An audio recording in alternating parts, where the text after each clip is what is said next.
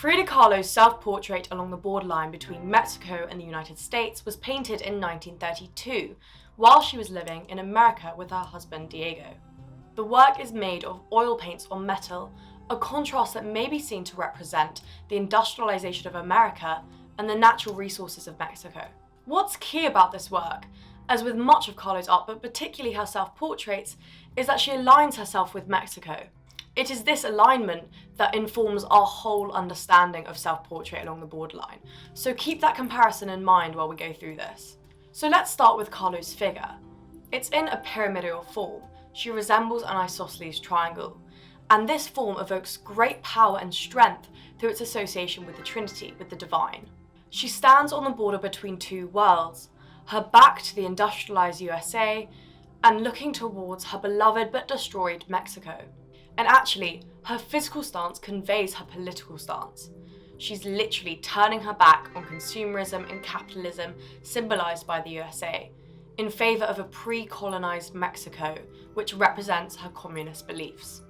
Her love for Mexico is conveyed to the viewer through symbolism, so let's take a closer look. She holds a paper-cut flag, the Mexican flag, which was traditionally an indigenous craft and tells the viewer where her loyalties lie and where she wants to be. The temple behind Kahlo is the Teotihuacan Temple, and it's northeast of Mexico City and was destroyed in the Mexican Revolution. From these two examples, we can see that Kahlo is associating herself closely with Mexico's history, and as such, she isn't just evoking present-day Mexico, but previous Mexicos. Kahlo further asserts her own nationhood through the beads that she wears around her neck. They are in fact the beads she wore her whole life. They resemble this old, untouched Mexico and evoke some sentimentality in the viewer. And in fact, we can kind of see this whole work as quite nostalgic. It's bursting with pre-Columbian ritualistic artifacts like the fertility statue and symbols of life like the blossoming flowers at her feet or the moon and the sun. Take this in contrast to the industrialized, polluted, capitalist USA, and we can easily determine where Kahlo wanted to be. And in fact, her depiction of the USA kind of tells us about how she felt her experience there was. It's almost like she felt imprisoned. The beads also symbolize Kahlo's femininity, and this is furthered by her dress. Its pinkness and its frilliness just hold up these stereotypes of womanhood that still survive today. But the thing is, Kahlo isn't only emphasizing her connection with womanhood here, but once again with Mexico, her beloved nation.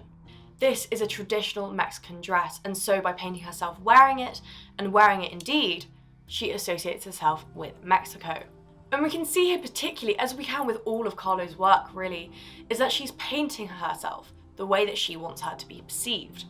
And so, as both the artist and the subject, she's in complete control of her own image and her own identity. Kahlo once said, "I paint my own reality." But just take a moment here to wonder whether she actually did, or she painted the reality that she wanted us to believe in.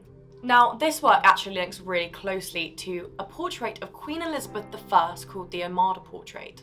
The two paintings are actually very visually similar, and if you're interested to see quite how much, you can go and watch the Academy's video on the Armada Portrait.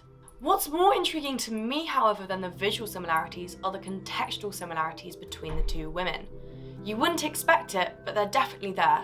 Both women wed their nation. So we can see this with Kahlo through her legal actions. She actually changed her date of birth to coincide with the Mexican Revolution, further tying herself to her beloved nation and her nation's history. She links her personal history with the political history of her homeland. And in addition, both women didn't have children, and for Queen Elizabeth this left her without an heir, but for Kahlo this left her questioning her identity. Frida Kahlo was in a tragic streetcar accident when she was aged 18, breaking both her pelvis and spine. And this left her bedbound for much of her life, unable to have children, and often alone.